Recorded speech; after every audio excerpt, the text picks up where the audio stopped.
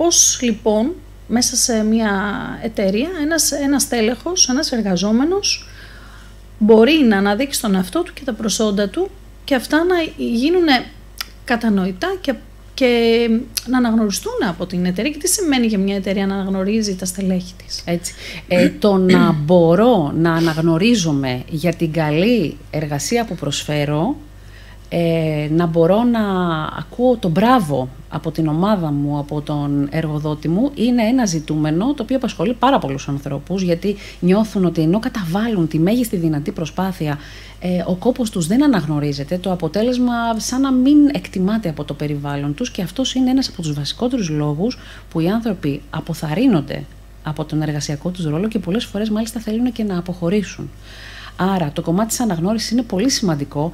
Η αλήθεια είναι όμως ότι έχει να κάνει πάρα πολύ και με το κατά πόσο εμείς οι ίδιοι αναγνωρίζουμε τον εαυτό μας και καταλαβαίνουμε τα προσόντα και την αξία που προσφέρουμε μέσα από την εργασία μας. Άρα, αν κάποιοι είναι σε φάση που λένε κάνω πολύ μεγάλη προσπάθεια, αλλά αυτό δεν το αναγνωρίζει κανένας, θέλω να θέσω ένα ρητορικό ερώτημα. Εσείς το αναγνωρίζετε στον ίδιο σας τον εαυτό? Εκτιμάτε, γνωρίζετε εσείς οι ίδιοι την αξία που προσφέρετε ως εργαζόμενοι, ως τελέχη?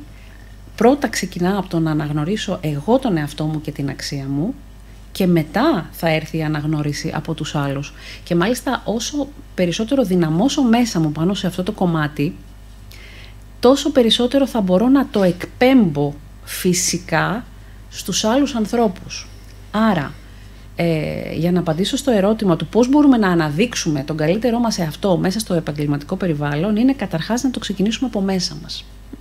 Να νιώσουμε εμείς σίγουροι για τον εαυτό μας, να ξαναθυμηθούμε ή να ανακαλύψουμε όλα τα ταλέντα μας, τα δυνατά μας σημεία, όλα αυτά που συνθέτουν τη μοναδικότητά μας, διότι όταν θα γίνει αυτό μέσα μας, αυτόματα πλέον θα είναι πολύ εύκολο, γιατί θα το εκπέμπουμε φυσικά προς τους άλλους. Φυσικά υπάρχουν και κάποιες άλλες πιο πρακτικές τεχνικές, όπως το να μοιραζόμαστε τις επιτυχίες μας ή πληροφορίες για τη συνεισφορά μας σε projects, μέσα στην εργασία, σε πράγματα που πετυχαίνουμε. Δηλαδή, να μην τα κρατάμε μόνο για τον εαυτό μας, να βρίσκουμε κάποιους τρόπους αυτά να ακούγονται.